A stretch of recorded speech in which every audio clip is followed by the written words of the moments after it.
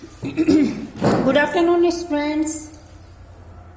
Class 8 के सभी बच्चे अपनी हिंदी रीडर की बुक निकालिए और इसमें थर्ड चैप्टर निकालिए। प्यारे बच्चों, हम आपको 2 चैप्टर पहले करा चुके हैं, ठीक है ना। अब आप थर्ड चैप्टर निकालिए।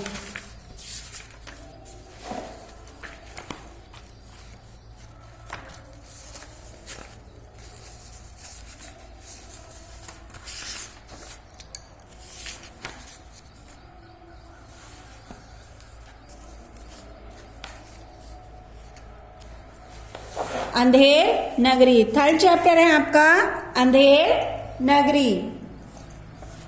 देखिए, ये भारतेंदु जी ने लिखी है। ये एक एकांकी है, एक ही अंक में लिखी गई है, ठीक है।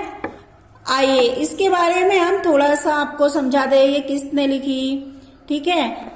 आपने इस एकांकी के माध्यम से जनमानस को यही संदेश दिया है। जो भारतेंदु हरिश्चंद्र जी हैं, उन्होंने इस एकांकी के माध्यम से जनमानस को यही संदेश दिया है कि जिस स्थान देश में अविवेकी लोग हों, अविवेकी पूर्ण व्यवहार किया जा रहा हो, वहां पर रहना उचित नहीं है, अन्यथा मृत्यु को भी प्राप्त किया जा सकता है। अतएव श्रेष्ठ स्थान वही है जहां बुद्धि विवेक के साथ न्याय धर्म का पालन किया जाए। सही है ना बच्चों? ठीक भी है। बाकी ऐसे देश में रहने से भी क्या फायदा जहां सारे ही मूर्ख हों। कभी कभी मूर्ख दूसरों को भी मृत्यु को भी प्राप्त किया जा सकता है, कर लेते हैं मूर्खों के द्वारा। आइए देखिए इस चैप्टर में क्या बताया गया है। पहले इनके पात्र का परिचय देखिए। फर्स्ट है महंत। महंत कहते हैं महात्मा, एक महंत है महात्मा जी। नारायण दास है महंत का शिष्य। गोवर्धन दास है महंत का शिष्य। चौपट राजा जो है वो अंधेर नगरी का राजा है। कुंजड़ीन, हलवाई, फरियादी, कल्लू बनिया, कारीगर, चूने वाला, भिस्ती, कसाई, गडरिया, कोतवाल तथा सिपाही आदि इस चैप्टर के अंदर हैं। आप देखिए पहला दृश्य कैसा है। पहले इस चैप्टर की आप रीडिंग लगाएंगे। स्थान शहर से बाहर सड़क। महंत जी और 2 चेले बातें कर रहे हैं। महंत, पहला बच्चा नारायण दास, यह नगर तो दूर से बड़ा सुंदर दिखाई दे पड़ता है। देख कुछ भिक्षा मिले तो भगवान को भोग लगे। आपस में वार्तालाप कर रहे हैं। अब नारायण दास क्या कहते हैं? गुरुजी महाराज, नगर तो बहुत ही सुंदर है, पर भिक्षा भी सुंदर मिले तो बड़ा आनंद हो। अब महंत जी कहते हैं, बच्चा गोवर्धन दास तू पश्चिम की ओर जा और नारायण दास पूर्व की ओर जाएगा। गोवर्धन चला जाता है। गोवर्धन दास कुजड़िन से, क्यों भाजी का क्या भाव है? कुजड़िन कहते हैं सब्जी बेचने वालों को। कुजड़िन, बाबा जी टके सेर। गोवर्धन दास, सब भाजी टके से। वाह वाह, बड़ा आनंद है, यहाँ सभी चीजें टके से। हलवाई के पास जाकर, क्यों भाई मिठाई क्या भाव है? हलवाई, टके सेर। गोवर्धन दास, वाह वाह, बड़ा आनंद है, सब टके सेर। क्यों बच्चा, इस नगरी का क्या नाम है? हलवाई, अंधेर नगरी। अब गोवर्धन दास और राजा का क्या नाम है? हलवाई, चौपट राजा। गोवर्धन दास, वाह वाह, अंधेर नगरी, चौपट राजा, टके सेर भाजी, टके सेर खाजा। हलवाई, तो बाबा जी कुछ लेना हो तो ले लो। अब गोवर्धन दास क्या कहता है? बच्चा भिक्षा मांगकर 7 पैसे लाया हूं, 3.5 सेर मिठाई दे दो। महंत जी और नारायण दास एक ओर से आते हैं और दूसरी ओर से गोवर्धन दास आता है। महंत, बच्चा गोवर्धन दास क्या भिक्षा लाया? गठरी तो भारी मालूम पड़ती है, मतलब वो कम पैसों में ज्यादा चीज ले आया। गोवर्धन दास, गुरुजी महाराज 7 पैसे भीख में मिले थे, उसी से 3.5 सेर मिठाई मोल ली है। महंत, बच्चा नारायण ने मुझसे कहा था कि यहाँ सब चीजें टके से मिलती है, तो मैंने इसकी बात पर विश्वास नहीं किया।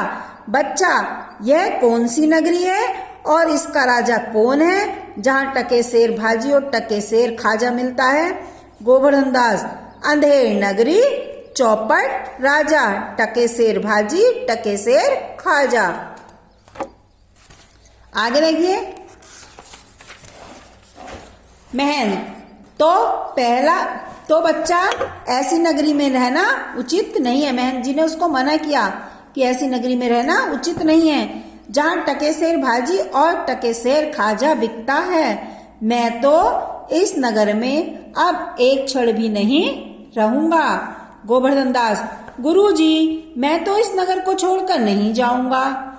उस गोवर्धन दास ने महंत जी की बात नहीं मानी और जगह दिन भर मांगो तो भी पेट नहीं भरता, मैं तो यहीं रहूंगा। मतलब गोवर्धन दास ने महंत जी की बात को नहीं माना। उसने कहा और कहीं चले जाओ तो सारा दिन मांगो तब भी पेट नहीं भरता। अब महंत, देख मेरी बात मान, नहीं तो पीछे पछताएगा। मैं तो जाता हूँ, पर इतने कहे जाता हूँ कि कभी संकट पड़े तो याद करना। यह कहते हुए महंत चले गए। अब देखिए दूसरा दृश्य। राजा, मंत्री और नौकर लोग यथास्थान बैठे हैं। पर्दे के पीछे से दुहाइयों का शब्द होता है। राजा, कौन चिल्लाता है? उसे बुलाओ तो। दो नौकर एक फरियादी को लाते हैं। फरियादी, दुहाई महाराज, दुहाई। राजा, बोलो क्या हुआ? फरियादी, महाराज, कल्लू बनिए की दीवार गिर पड़ी तो मेरी बकरी उसके नीचे दब गई। न्याय हो। अब राजा कहता है कल्लू बनियों को पकड़ कर लाओ। नौकर लोग बनिए को पकड़ लाते हैं। राजा, क्यों रे बनिए? इसकी बकरी दबकर मर गई। अब देखिए कल्लू बनिया क्या कहता है। महाराज, मेरा कुछ दोष नहीं, कारीगर ने ऐसी दीवार बनाई थी कि गिर पड़ी। एक दूसरे पर टाले जा रहे हैं। राजा, अच्छा, कल्लू को छोड़ दो, कारीगर को पकड़ लाओ।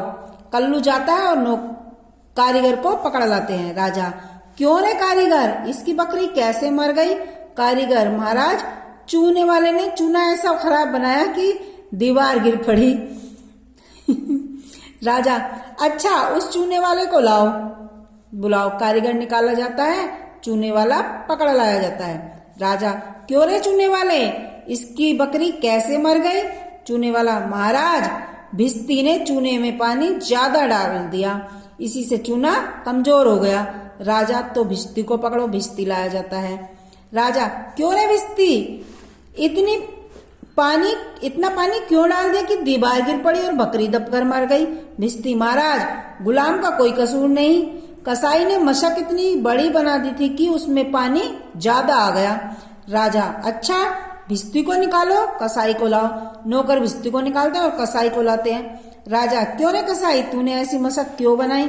कसाई, महाराज, गडरिये ने ऐसी बड़ी भेड़ मेरे हाथ बेची कि मशक बड़ी बन गई। राजा, अच्छा, कसाई को निकालो, गडरिये को लाओ। कसाई निकाला जाता है और गडरिया लाया जाता है। देखा बच्चों, एक के बाद एक ऐसे ही राजा बुला रहा है।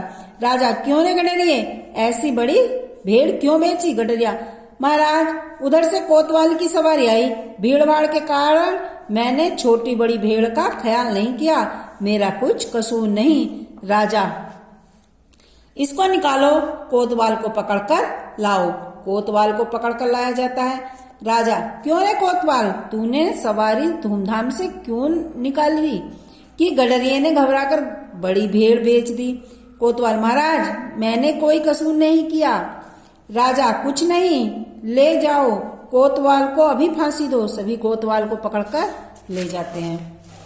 तीसरा दृश्य देखिए। गोवर्धन दास, गुरुजी ने हमको नाहक यहाँ रहने को मना किया था। माना कि देश बहुत बुरा है, पर अपना क्या, खाते पीते मस्त पड़े हैं। वो खुश हो रहा है।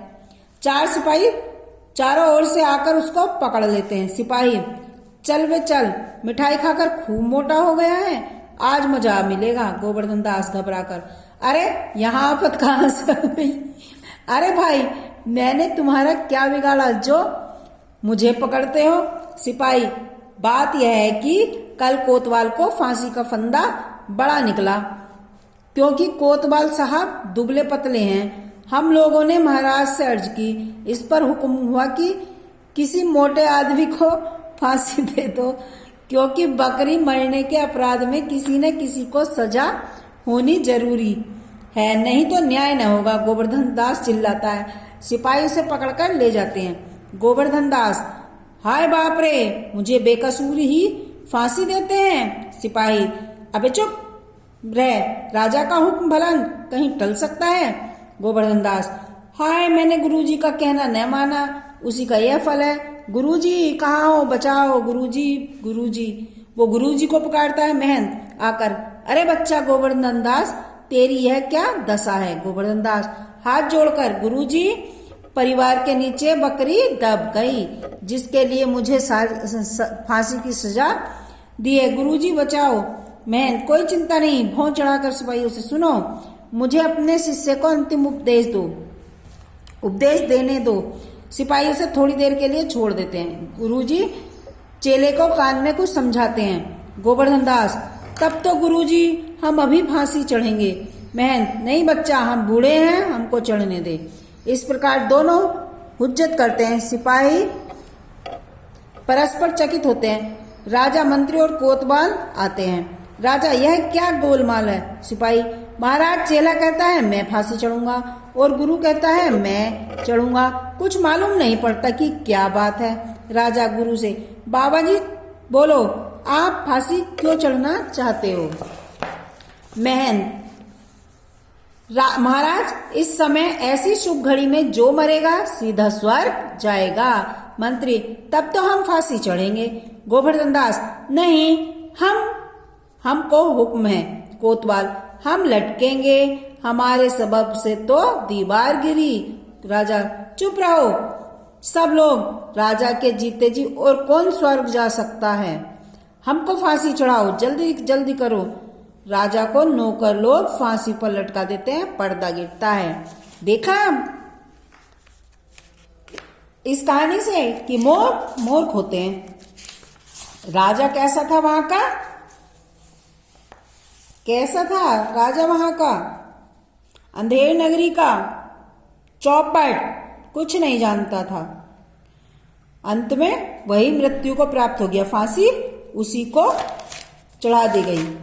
ठीक है, आप देखिए, आप मौखिक क्वेश्चन। फर्स्ट क्वेश्चन है हमारा, महंत ने गोवर्धन दास और नारायण दास को किस ओर भेजा और क्यों। महंत ने गोवर्धन दास और नारायण को किस ओर भेजा। नारायण दास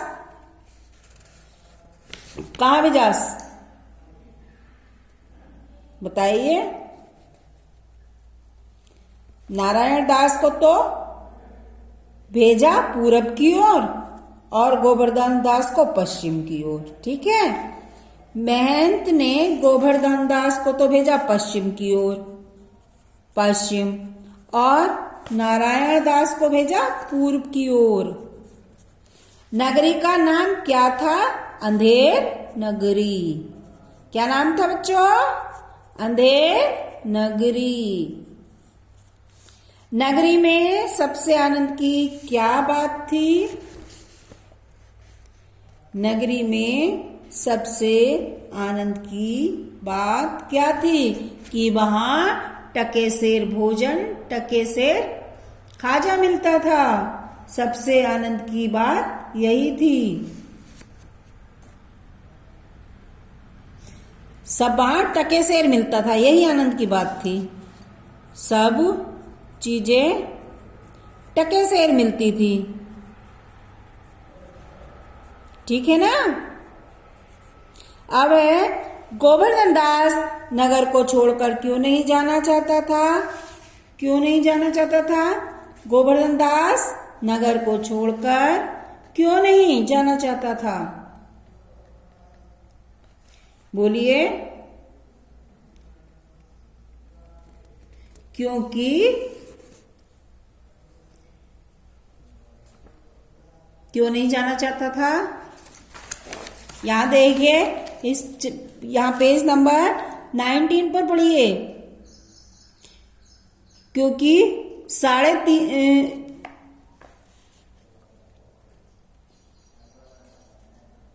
क्योंकि वहां सब चीजें टके सेर मिलती थी, इसलिए वहां से जाना नहीं चाहता था। अंधेर नगरी का राजा कौन था? चौपट राजा।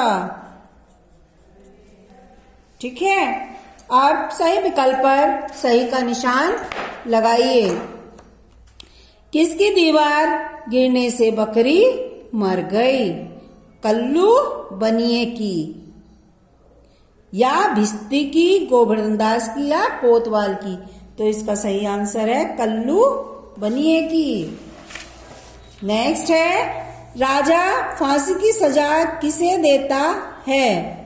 राजा फांसी की सजा किसे देता है? कोतवाल को।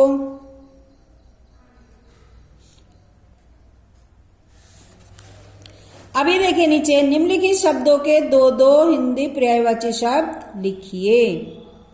पर्यायवाची शब्द लिखने हैं इनके। शबब,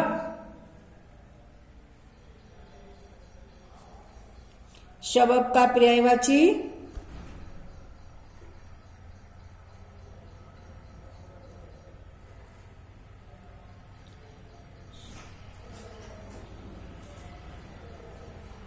धन्यवाद। आज के लिए इतना ही।